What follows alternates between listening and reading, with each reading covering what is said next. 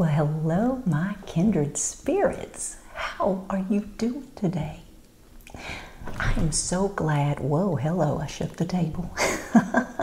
I'm so excited and so glad that you came back to see me today.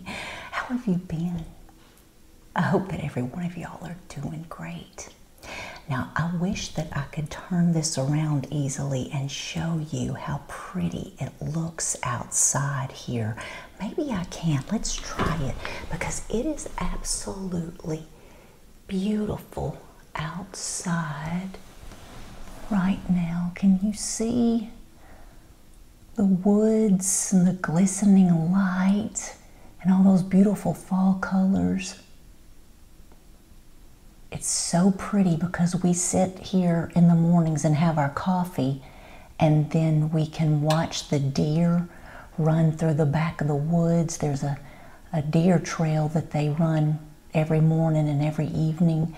And then our cats also walk out there, and we have 2 outdoor cats, and you can see them walking back and forth as they make their way to the farm behind us most of the time, and no telling what they get into, but they've got a great life because we feed them and we love them, but then again they go out and hunt and they keep the mice at bay, and it's just great to have outdoor cats if you live in the woods like we do. So I thought that it would be fun today to show y'all how I make something called a magical sleeping spray, and I'll tell you about how I make it in just a minute, but it's super easy, and you'll have to get the ingredients either from a health food store or online, and I'll leave the link for you. But I think that you're going to enjoy using it because we use it every night, and it has made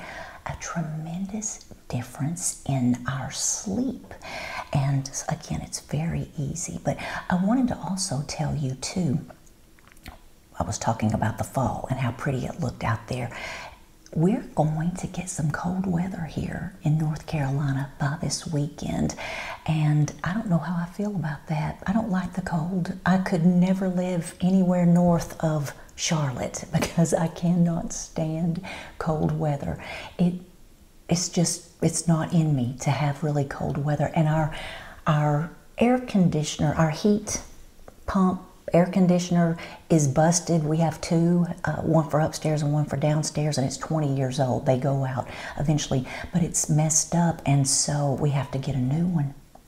And so I have been heating the house. I've got a little heater over here, and then thank goodness we have a fireplace, lots of wood out there, so we'll stay warm, but I can't wait to get that fixed because it's going to be chilly, and they're even calling for snow here too. So do y'all have snow forecasted in your area this weekend where you live? They were talking about possible snow in the mountains of North Carolina, but definitely a cold front coming through. So it's going to change the way everything looks because the leaves are still beautiful out there right now. But once that cold comes, they're going to really fall off the trees and not be nearly as pretty as they have been.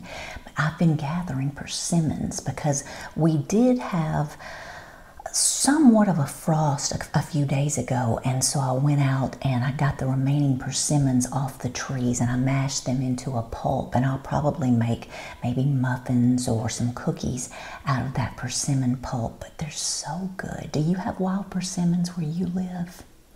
I have a friend who has a beautiful persimmon tree. They're not wild though. They're Fuyu persimmons, and they're Japanese, I believe. And my cousin also has a beautiful Fuyu persimmon in her yard. And they don't produce every year, but when they do, they have tons of that beautiful orange fruit growing. And it tastes so good. I don't know if you've ever had one before, but if you haven't, I bet you they sell them at your grocery store. So I encourage you to buy one. Try not to get one that is not ripe yet though, because it has a lot of tannins in it and it will pucker your mouth. It's just, oh, it turns it inside out. It's just crazy how it's so full of tannins if it's not ripe.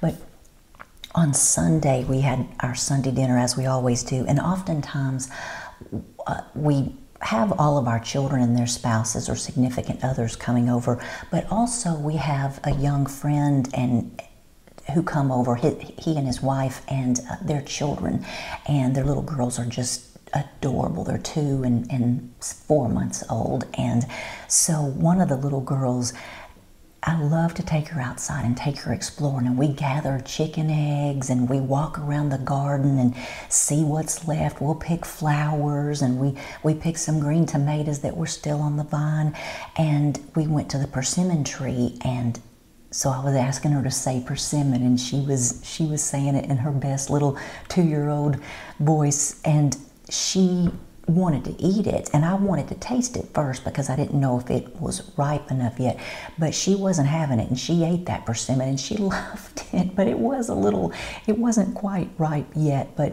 no matter. She's a little country girl, and she enjoyed that persimmon immensely. But what I was also going to tell y'all about too is I am reading a book right now, and I wondered if any of you have read it. And this kind of goes along with this cold snap or unusual weather that we're getting ready to have in the Carolinas.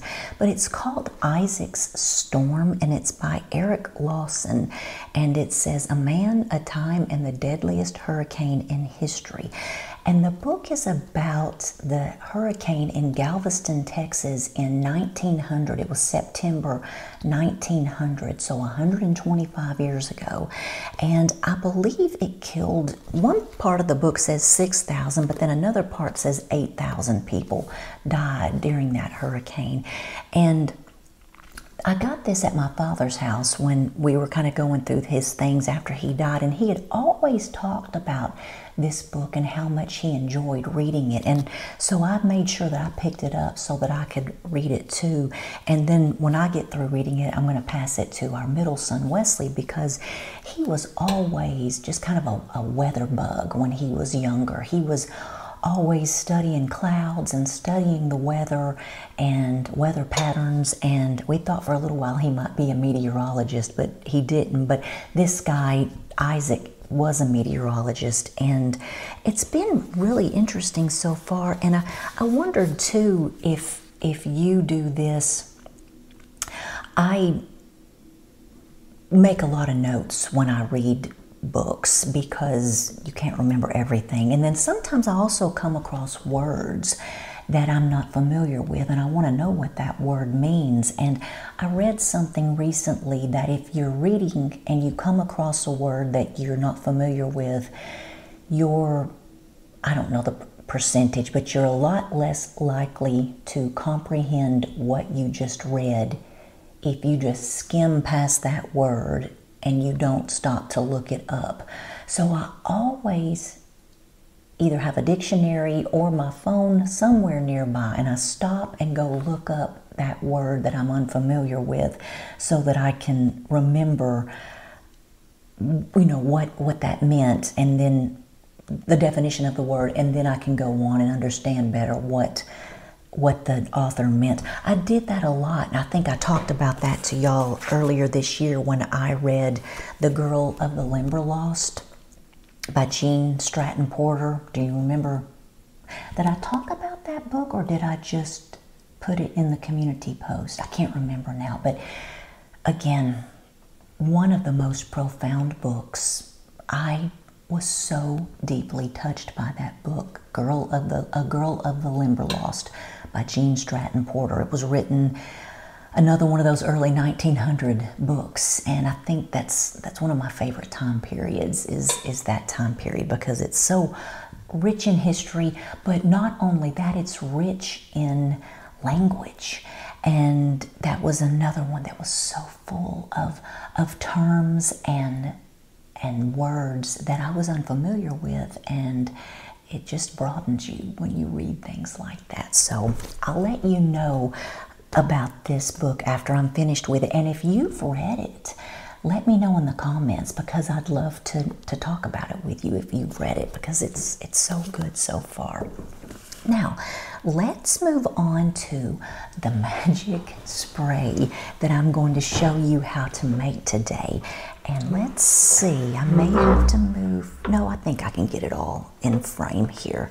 And I'll show you what I need to do. Let me go grab a spoon though. Hang on. Please stand by.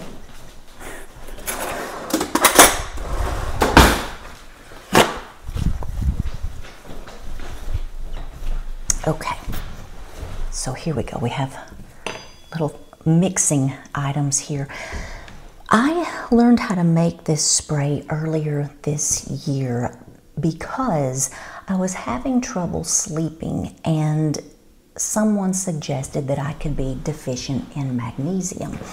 And so for a time, I took a powdered magnesium powder called Calm, and you just mix it with a little bit of water and drink it at night. But you have to be very careful about how much you drink. And even though the first time I drank it, I drank too much. But even when I drank the correct amount, I still had trouble in the gastrointestinal tract when I ingested it in my body. So I have found a better way, a better delivery system for me is to put it on my skin instead. And you know, your skin is going to absorb anything that you put on it. That's why you have to be careful with the things that you use. So I found that this is a better delivery system. And I'll tell you this too, when I made this, I asked my husband if he wanted me to squirt some on him too, and he said, oh yes, please, please. And so anytime, you know, I pay attention to him like that, he just loves it. And so every night now we have a ritual. He gets in the bed, and so you're supposed to put it on the bottoms of your feet and maybe on your calves and then on your belly. And so I will squirt his feet and his calves, and then he didn't want me putting it on his belly. And so he loves it. He thinks he is the king around here, but he loves it, and it does help him sleep. And so I put it on my feet and my calves and then on my belly too. And I'm telling y'all, it has been amazing. I was waking up, I mean, 3 and 4 times a night, either to have to go to the bathroom or just waking up for some reason, and then laying there trying to get back to sleep. And you know, it's just, it makes for a not a very restful night when you keep waking up like that. I have found since using this, I have been sleeping through the night. Now, I may wake up once, but that's nothing compared to the 3 and 4 times I was waking up. So I would encourage you to make this. You can buy it too at the store, but you know, if you can make it, you know exactly what's going in it and how much is going in it. And also, you can make it for your family too. And so I made some for my kids as well, and they use it too. So what you're going to need for this, very, very simple. You're going to need to purchase something called magnesium chloride. And from my understanding, magnesium chloride is the easiest form of magnesium to absorb into your skin. So I bought this, I cannot remember if I bought this from the little health food store. I bought it from Amazon because it says it right here. You can get it from Amazon. Be careful with your sources from Amazon. This has been trustworthy, but just keep that in mind. But you can also buy it at health food stores too, so keep that in mind. You might want to do that. All you need is a half of a cup of magnesium chloride flakes, and then a half of a cup of water. And then I have, and my face is turning red, you can see, this is a little Muncie burner that I have right here, and the heat is on it, and so it's keeping me warm, but it's also making my face red. So if you notice a difference in my skin tone, that's the reason. And I have my old little, is that Corningware? I think it is. Little Corningware dish. You can use whatever you have though, and my little pot, and I'm putting that on my burner, and I'm going to put in my half of a cup of water. and then a half of a cup of these magnesium chloride flakes. So let me get this open here.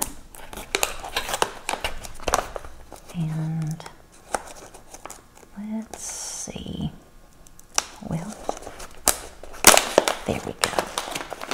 It was hard to open.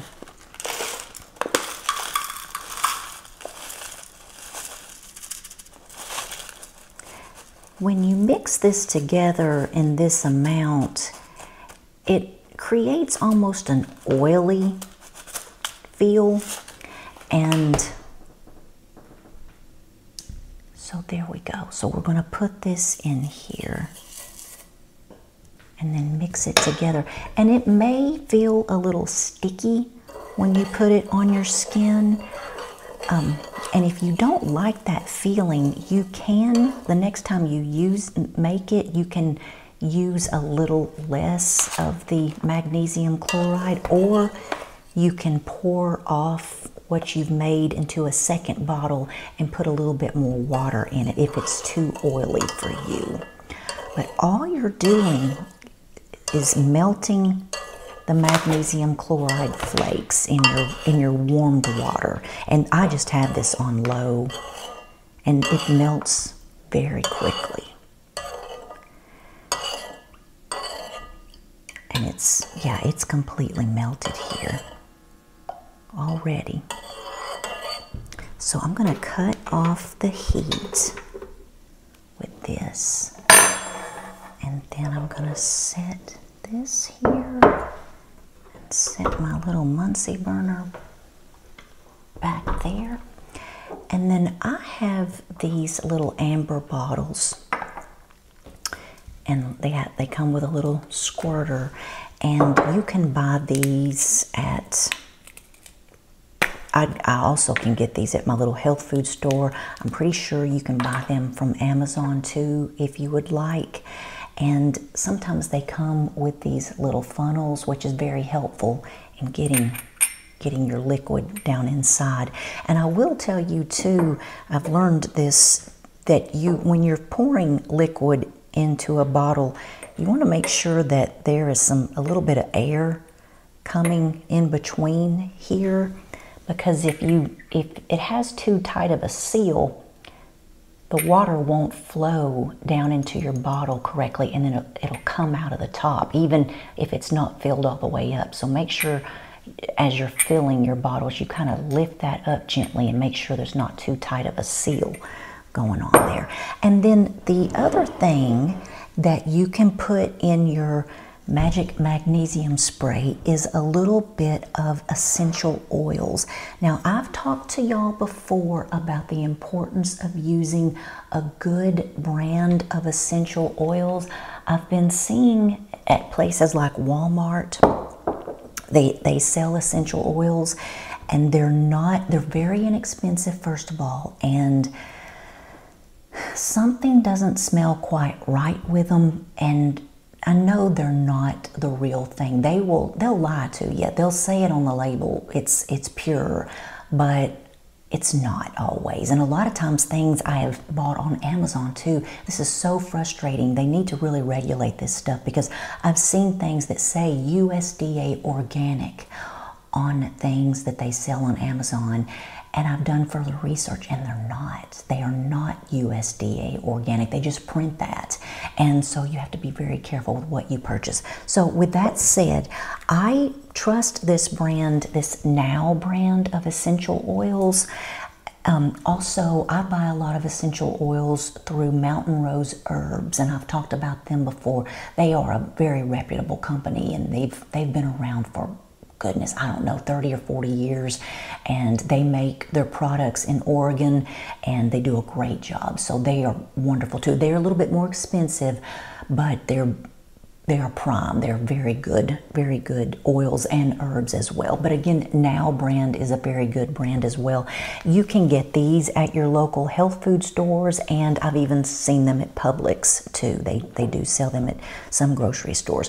So a few drops of this will also smell really nice. Lavender is a very calming scent, and it just associates, you know, anytime you have a scent associated with something good and pleasant, it's always nice. And so that scent association, whether you use this for your husband or your kids, it associates people with rest, with calm, with comfort, with sleep. And so that just adds a little special touch to it too if you want to use that. So let's go ahead and let's see if I can pour this in here without spilling it all over the place. There isn't, oh, you know what I'm gonna do? I'm gonna pour it off into here first. And then that way it'll be easier to pour into my little container. So now, see how everything is melted? And now I'm gonna pour it into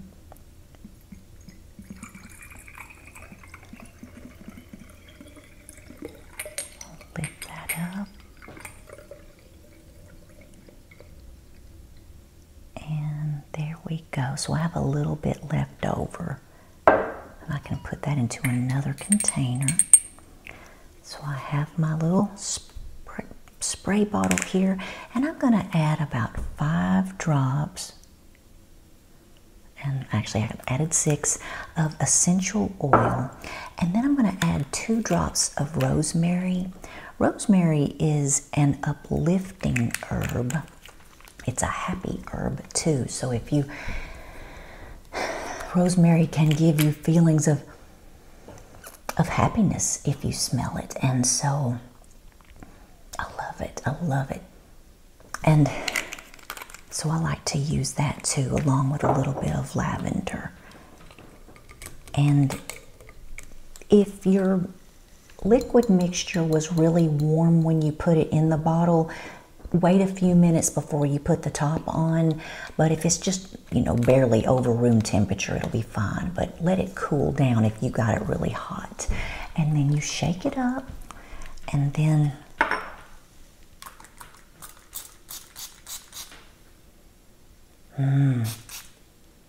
that smells so good. And at the moment, yeah, it doesn't feel like it's just water. It has a little bit of a sticky feel to it. So keep that in mind when you use it. You may want to cut it with a little bit of water if you don't like that feel. But just, again, put it on the bottoms of your feet. Start off with that first. And then you can put socks on over it, or just let your feet dry. And then if you are prone to muscle cramps at night, supposedly this helps. I know that that's also a potassium issue, but this also can help with leg cramps. You can put it on your calves at night too before you go to sleep. And then also I put it on the bottom of my belly, down at the bottom of my belly, and it just absorbs into my skin. And I'm telling y'all, it is a wonder. It has helped so much with my sleep at night. So I encourage you to try some of that too. And I'll label it too, so because you never, even though you think you're going to remember, you never remember what's in things. So I label it too. And then I have it on the side of our bed, and we use it every single night, and it has made a tremendous difference in sleep. So I hope that you try it too. Well, my friends, that's all that I have for you today, and I'll be coming back to you next week because I'm going to read to you out of the book that I wrote 10 years ago, and I'm going to read you some of those stories from that, and then we're going to talk about Thanksgiving and all the Thanksgiving plans, and I just have all kinds of things that I want to share with you, and I want to encourage you and to soothe you if you need soothing at any point. And I know some of you will need a little bit of background noise coming up soon, because I know that it's getting ready to be finals time here before too long, and we've got 2 college graduates in the family that are getting ready to graduate in December. Our daughter-in-law Rachel, and then my daughter Lainey's boyfriend is going to be graduating from UNCC, and so we're excited about that. But I know that I believe December 2nd is the last day of classes for them. So I know that there are a lot of y'all who are watching who are kind of in the same boat, and you're getting ready to either graduate or take your finals. And so I want to be a source of encouragement for you while you're doing that, or again, a source of just peace and calm in whatever that you're doing right now. So listen, I appreciate you more than you know, and I love you, and you just let me know how you're doing, because I sincerely want to know. Hit the like button, but more importantly, down in the comment section, let me know what you're up to and what your plans are for the next couple of weeks, because I like to know. Y'all take good care, my friends, and I'll see you on the next video.